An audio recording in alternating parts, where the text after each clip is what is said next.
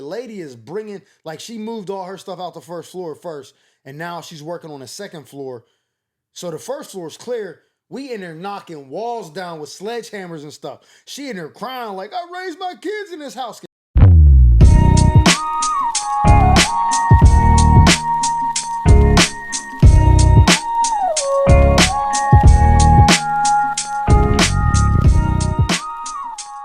Yo, I want to welcome you back to another episode of the Chronicles of Mike Murphy with your host, the one and only comedian Mike Murphy. Hey, before we go any further, please do me a huge favor. Hit that subscribe button. Like, comment, share, tell a friend and tell a friend.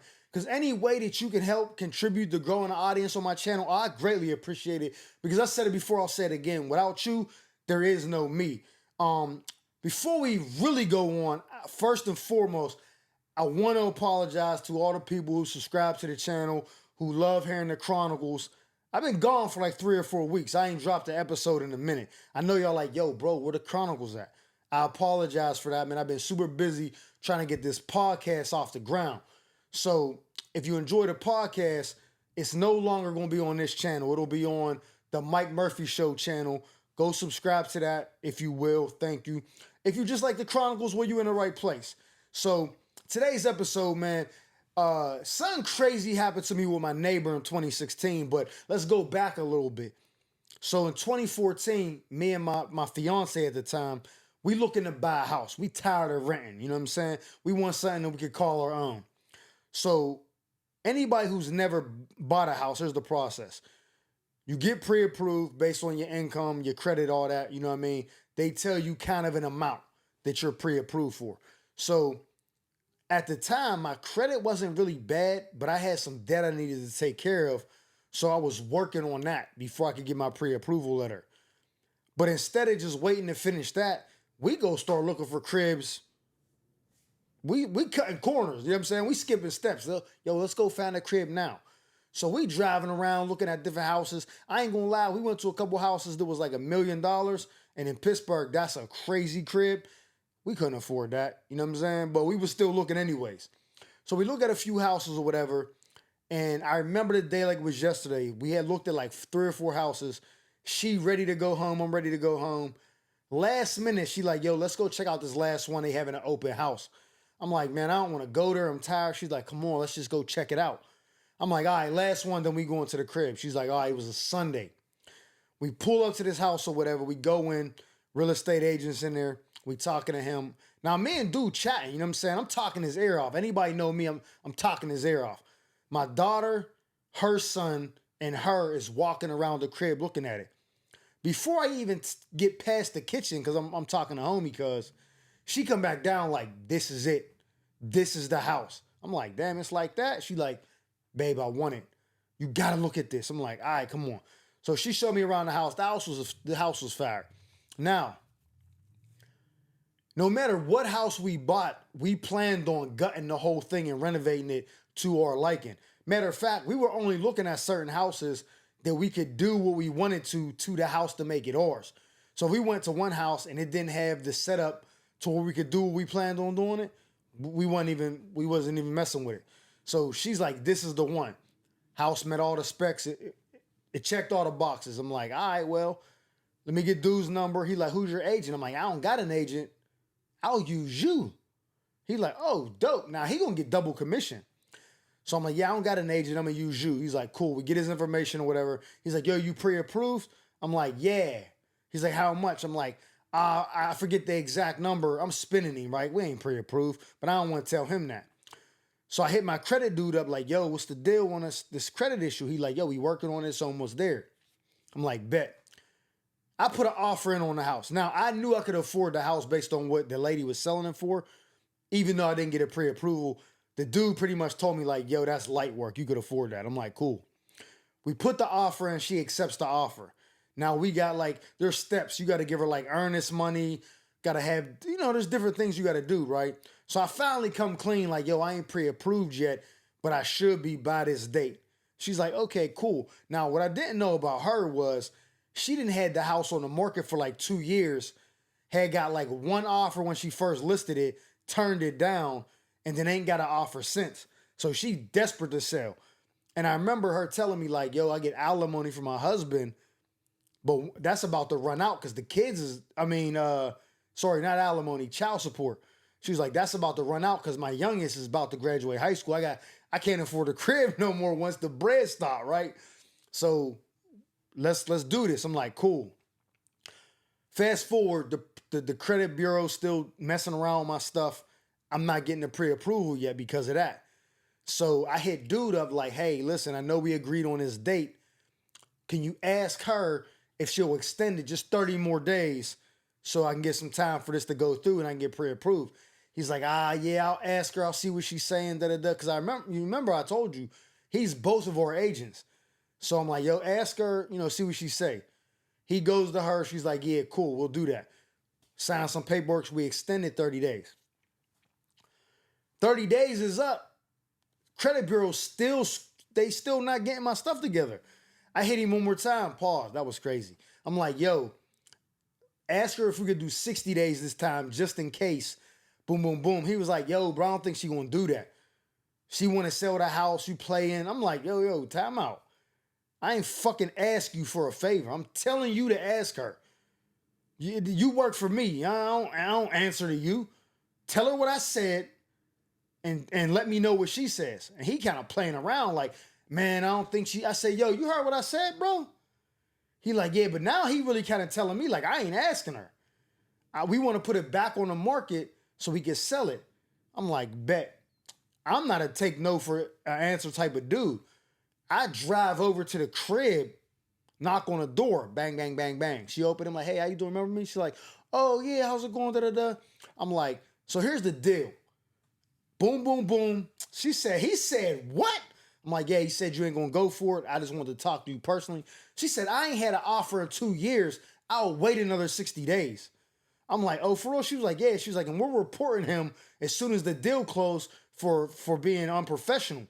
He's supposed to bring it to me no matter what. I'm like, yeah, that's what I was telling him. She's like, nah, we'll sign a paper. I'll wait another 60 days. Let me know when you're ready. I'm like, bet. Finally get everything approved. We get the pre-approval. Everything's going smooth. She hits me with the, yo, I need a favor from you now. I'm like, what's that? She's like, the closing date is this date. But because of the bad weather in Pittsburgh, she was like, I'm not going to be able to close that date because my family can't make it up here. It's supposed to be like a snowstorm. Can we push it back a little bit to the spring? I'm like, how about we do this? We still close on that same date, but I'll let you stay in the house until this date. Basically like 2 extra months. I'm like, you still got to, pay the mortgage and all that, but we'll work it out. She's like, cool. Sign the paperwork. She's like, thank you so much. I'm like, nah, you helped me out. I got you, no problem. So me and her, we clicking. We working together. Finally close on the house. I'm like, yo, whenever, this date, we'll do the move out, blah, blah, blah. She like, cool. Fast forward 2 months. Boom, she's moving out. Now, when me and my family go to, get the keys and stuff off her, I got the whole squad with me. We renovating it from the jump. Because this is like maybe like March. I'm not moving until June. We renovating the whole house. I swear to God, when I tell you the lady is bringing, like she moved all her stuff out the first floor first, and now she's working on the second floor. So the first floor is clear. We in there knocking walls down with sledgehammers and stuff. She in there crying like, I raised my kids in this house. Because she was the only person that ever lived in a house. She got the house built. Like it was like a whole plan. They were building houses. She bought the house when it was first built. So nobody else ever lived in the house. She raised her kids from babies till adults almost. And she see us just knocking down walls. She like, like all her memories are just flooding her. She crying, right? She's upset, but it ain't your crib no more, shorty. You gotta bounce. We got shit to do. So we knocking down walls and all that. And then pretty much, like I said, long story short, we renovate the whole house. We putting in big money. I'm not even going to disclose the amount of money I spent on it. 6 figures. I'm not going to say exactly how much, 6 figures. So my house is crib now. My house is fire now. Now, let me give you a little backstory. We moved in a predominantly white suburb. So all my neighbors is white people, you know what I'm saying? It's one or two black dudes on a whole street, but it's mostly white people, right? They see what I'm doing. I got a dumpster in front of the house, like a roll-off joint. They see I'm putting, they like, yo, can we see what you did to the house? I'm like, yeah, come on in. They see in the crib, I'm getting towel imported from Spain for the master bathroom. I'm going crazy. So they see the crib, they like, oh, what does he do? You know what I'm saying? I know they wondering that, right? Fast forward a year, because that was 2015. Fast forward a year, 2016. I said it before, I coached Little League football. So I don't know if they do this in other cities or other states, but where I'm from, a lot of times some of the coaches will let like some of the kids that they coach stay the night at their house before the game. Kids love doing it. They stay up all night. They be reckless. They be, whatever. When I was a kid and I did it, we didn't have phones or internet or none of that. All we did was just stay up and just horseplay with each other. Pause. Now these kids got MySpace. That's crazy. Facebook, all that. They up on the internet. They texting shorties, whatever. So that's the thing. So I'm one of the cool coaches. I bring a couple kids to my house to stay the night before the game. I'm like, yo, I gotta go out and clean these buildings. I had a cleaning company as well as a pizza shop. I said, y'all gotta go out and clean these couple of buildings tonight. Y'all don't be doing nothing. Don't leave the house. They got food, everything, TV. I show them how to work everything. They're like, oh, we good, coach. I'm like, I'll be back in a little bit. They like, bet. I think I broke out around like 9 o'clock at night, 10 o'clock at night. I go clean the buildings. I get home. It's like 1:30, 2 o'clock in the morning. Now, from my experience, them kids still be up at 2 o'clock in the morning. You got to yell at them. Go to sleep. You know what I'm saying? Y'all got a game in the morning. Get focused. You got to tell them shit like that. They be up wilding, right? When I pull up to the crib, I don't see no lights on in my living room or none of that. I'm like, okay, cool. I pull in the driveway. My neighbor next door is like, yeah, you just missed all the fun. I'm like, what's up? What you talking about? I'm thinking she about to tell me the kids did something. I'm like, oh, what's going on? She's like, yeah, they just took my daughter to the hospital. I'm like, for what? And in my head, I'm thinking, what do you mean I missed the fun? Your daughter's in the hospital? She's like, yeah, she went crazy. She attacked me. She threatened to, unalive herself. I'm like, whoa, what? I'm like, oh, what's going on? Like, I'm concerned. I'm genuinely concerned now, right? She's going off, da-da-da. Now, let's step away from the story real quick. Backstory. When I first moved into the place, one of the neighbors had told me, when I first moved in, she had this raggedy car parked in our driveway, complete eyesore. Now, we ain't got no homeowners association, so we can't tell on her to get them to move it. But it's parked in her driveway. I asked one of the neighbors, like, yo, why don't she move that car? He was like, that was her son's. I'm like, okay, so, what's up? She was like, nah, he overdosed on heroin. He died. So she just can't bring herself to get rid of the car. I'm like, oh, sentimental value. I get it. Damn, that's tough. You know what I mean? It's like, yeah, she ain't really never been right since. She's still kind of dealing with it. Like, this happened right maybe a couple months, less than a year before I bought the house. So it's all fresh. I'm like, okay, cool. So back to the story.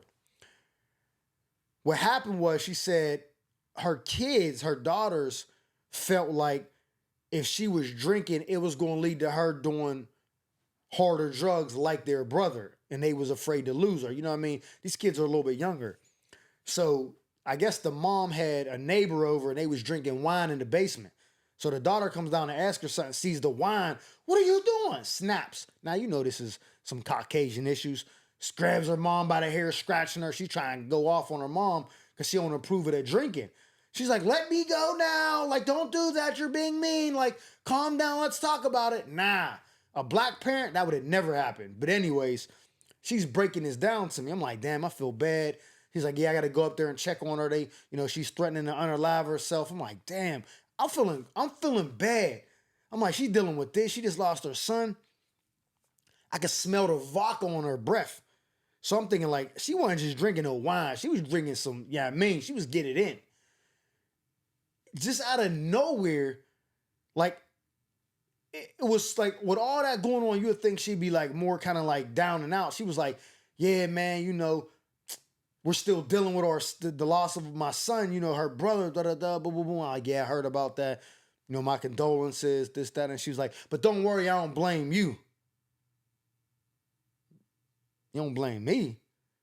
Now I'm perplexed, y'all. I don't know what she's talking about. She's like, I don't blame you. I'm like, I don't even know your son. What are you talking about? I'm thinking maybe she's drunk, maybe misspoke. I'm like, what you mean you don't blame me? She's like, yeah, I don't blame you. I know you sold heroin before, but I'm not mad at you, like, for what he did. He made his own choices. I'm like, oh, time out. What? I'm like, what are you talking about? I'm tight. Like, yo, what are you talking about? What the fuck you mean? How you know I sold hair? Where do you get that from? Right?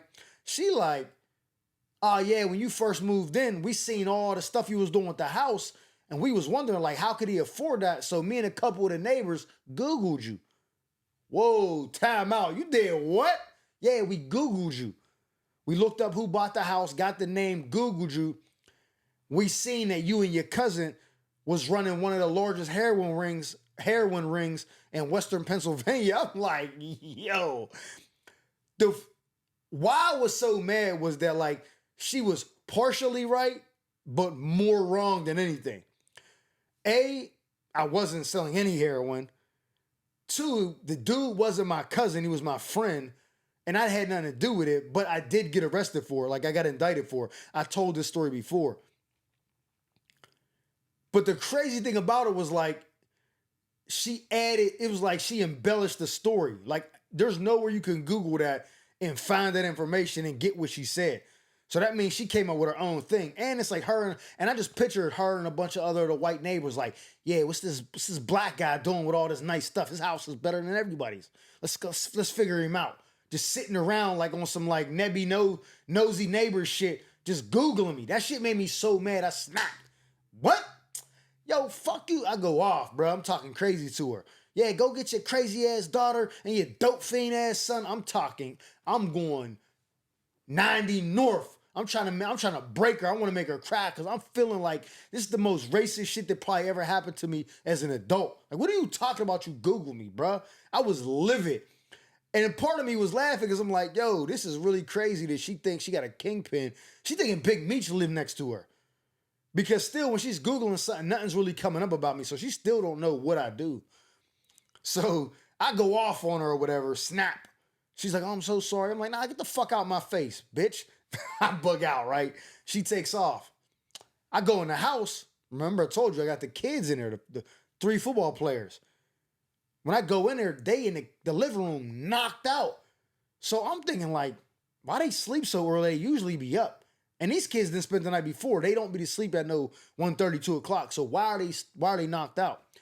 Well, I ain't gonna complain. Maybe they getting ready for the game. Boom, let's go. Next day we get to the game. They playing like shit. All 3 of them playing like shit. I'm like, they well rested. Why is they playing like shit? Now, the head coach, Coach Bob, he like a father figure to me, a mentor. He coached me when I played for them. Now I coach alongside him. He looking at me like, what the fuck was they doing all night? He's cussing me out because he know them kids was with me. I'm like, bro, they would sleep by like 1 o'clock, maybe earlier than that. I went to go clean the buildings. They would sleep, bro. They was rested. I fed them. I don't know what happened. He like, man, they playing like shit. He's going off on them, right? We still win the game, but it was like, yo, what's up with these dudes? That was on a Saturday. Sunday rolls around. I'm cleaning the house. It's like 2 o'clock, 3 o'clock in the afternoon, straightening up, got the music playing. My man AP calls me. His son was one of the kids that stayed the night with me. So the 3 kids that stayed the night with me was AP's son, AP's shorty's son, which is a girl I know too. Her son is there. And then my man that I knew since first grade, his son is there. So I know all the parents and the kids, you know what I mean? It's like a family thing. AP called me like, yo, bro, you know that the kids was drinking Hennessy on Facebook Live at your house? I'm like, no, they wasn't. He like, nah, they was, bro. I seen the video. I'm like, bro, I don't even drink dark liquor. There's no dark liquor in the house. Maybe it was iced tea or something. They fronting for the Facebook. They was definitely not drinking Hennessy at my house. He like, you sure, bro? I'm like, bro, I'm going to check right now. Stay on the phone. I'm like, I don't even have brown liquor at the crib, so I know that's not what it was. He's like, all right, just let me know. I'm like, all right, hold on, I'm going to check. I'm looking all through the crib. I don't see nothing trash to see if they threw a bottle away. Maybe they snuck something. I don't know. Go in the fridge, nothing's in there. Open the freezer. I see some little bit of backwash, a bottle of Cavassier. I'm like, yo. And I remember my man Rail Mac had left it from a party or a little get-together we had maybe a couple weeks before that. It was just in the freezer. I never really went in there, so I ain't see it. They was drinking Cavassier on Facebook Live. Now I could have got some charges, but luckily he's my man. all the kids' parents is my friends, so they was like, yo, these kids is knuckleheads. I'm apologizing, man. My bad, bro. He like, nah, I ain't your. These kids is teenagers. They ain't 5 years old. I'm gonna fuck them. He's going off, right? I'm like, wait till I see them on practice on Tuesday. That's why they was playing like shit on Saturday. They was drunk, hungover, trying to play in a game. Man, we didn't ran them kids to the dirt on Tuesday when we got to practice. And I'm taking out the liquor on them, but I'm also thinking about the neighbor who Googled me. And I'm like, yo, who else was, let's go back. I asked her, like, who else was with you when you was Googling me? Because now I want to individually give out smoke for whoever was partaking in this little investigation. She's like, I ain't going to say no names. And I kind of already figured out who it was just because of the way they interacted with me. And so I just gave them smoke unsolicited for something else because I knew that it was one of the people Googling me went off. You know what I'm saying? And at this time, me and my fiance went together. We had a little break. When she comes back, I'm like, oh yeah, and I'm definitely telling her that the neighbor tried to give me some buns one time and I turned her down because she be trying to act cool to my girl. I'm like, yeah, so-and-so, she tried to give me some cheeks. She's like, what? She go, press shorty too. Yeah, my man told me, don't talk to us, bitch. Like, yeah, you're out. You're on the island now. No more neighbor love. Don't talk to us. Don't come over here. Don't say nothing, bro. We done. We start being on some real demon time in our neighborhood. But yeah, man, that was 2016 and neighbors Googled me and came up with like a 60% true story and then just ran with it. Now they thinking Big Meech live in the neighborhood, dog. But yeah, that's the story, man. I'm back. I shouldn't be taking any more breaks from the Chronicles, hopefully. If you want to check the podcast out, please do that. It's on my other YouTube channel, The Mike Murphy Show on YouTube. If you just like the Chronicles, that's cool too, man. I appreciate the support either way. But if you do like the podcast, go check it out, subscribe, show some love. It's all good. Me and my man John Grimes, we doing things, man. I'm trying to get on the road and tour. I need y'all help. I need y'all to subscribe. I need y'all to like. I need y'all to partake, share videos. I need to grow my audience, man, so I can sell some tickets. But love is love, man. Everything is good. I'm back. Another Chronicle next week. I'm going to try not to ever, go 3-4 weeks again without breaking y'all off with some funny shit. But until then, man, again, my bad. Subscribe, like, comment, tell a friend. You know the deal. But until next time, man, these are the Chronicles of Mike Murphy, man. Peace.